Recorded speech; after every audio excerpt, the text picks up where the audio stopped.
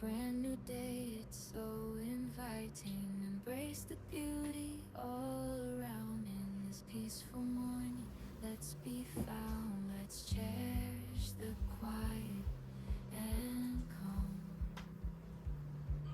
Find serenity in nature's song. The morning brings us tranquility. Grateful for every blessing we see. Smile in the morning light. Feel the joy, it's pure delight. Embrace the peace, let it fill your soul. Gratitude for every wonderful. Brand new day, it's so inviting. Embrace the beauty all around in this peaceful morning. Let's be found, let's cherish the quiet and calm.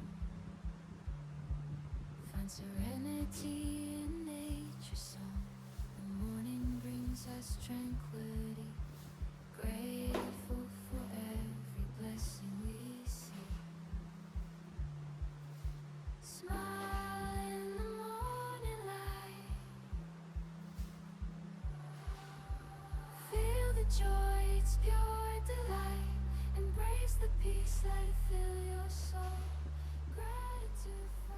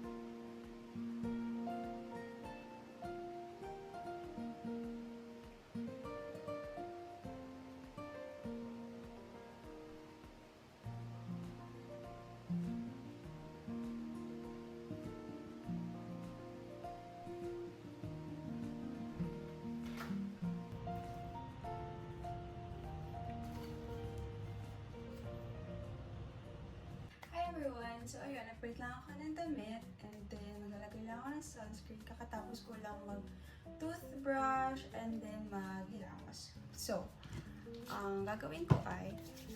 Uy! Wait lang yung mukha ko. Shadow focus ka dyan. So yun, lalagay lang ako ng aloe vera. Like what I said, dinadaw-daw ko lang. Hindi na ako i-judge, please. Please. Dahil nga nasa gamutan yung mukha ko, dry siya. Ay, nakaka-stress ng pimple na to. So, I'm using UV. UV ba to? Hindi ko alam. Basta Gluten Bright Sunscreen. Kita niyo ba? Kasi gamit ko yung rear cam ng phone ko. So, hindi ko nakakita. Kung nagtataka kayo, bakit hindi ako nagpo-phone? Well, kasi gamit ko yung phone ko.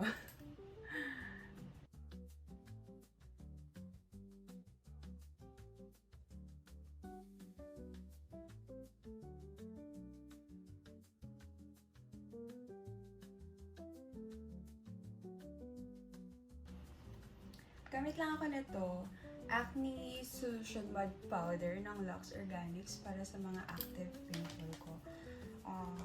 Effective to actually, pampatuyo ng pimples. What I'm going to do is I apply a generous amount.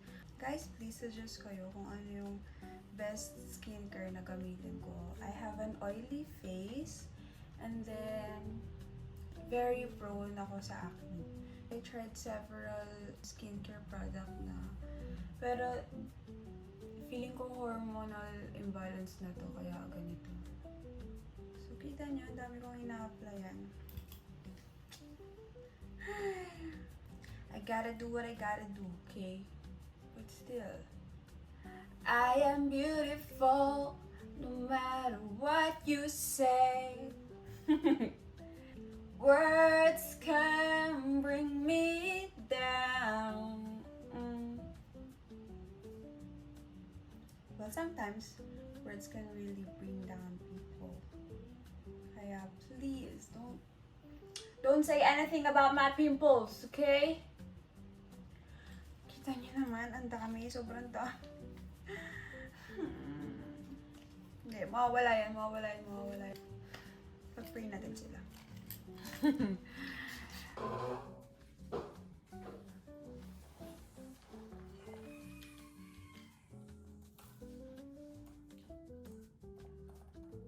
So the next thing that I'm going to do is check my work email and then my calendar.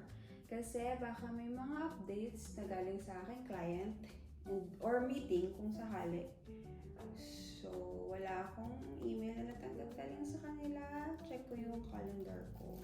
Very important mag-check talaga ng calendar dahil minsan pumapasok naman siya sa phone ko actually. Pero niyas ko rin dito sa calendar para hindi ko malimutan at saka para mag-pop up siya sa phone ko. Well, feeling ko kasi ang mga work things dapat sa laptop yan ginagawa, hindi siya sa phone. So ayun, magkahiwala yung aking personality. Kapag work is sa laptop, kapag personal, like walang kwenta sa phone.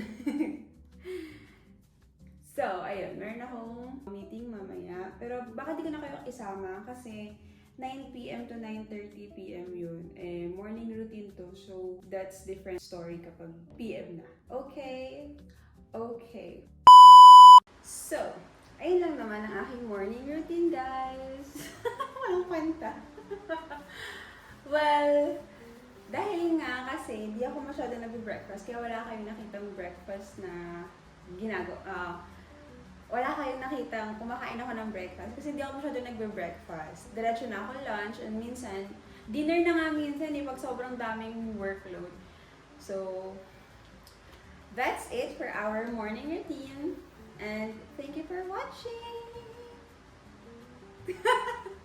If gusto nyo makita yung evening routine ko na nag-start ng 5 p.m. to 4 a.m., just let me know. Okay?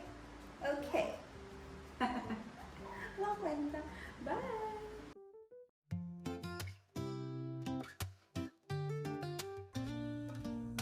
Woke up early, grabbed my diary.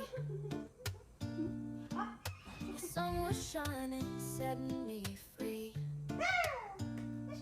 But breakfast on the table, coffee in the air, and love's whisper calling me somewhere.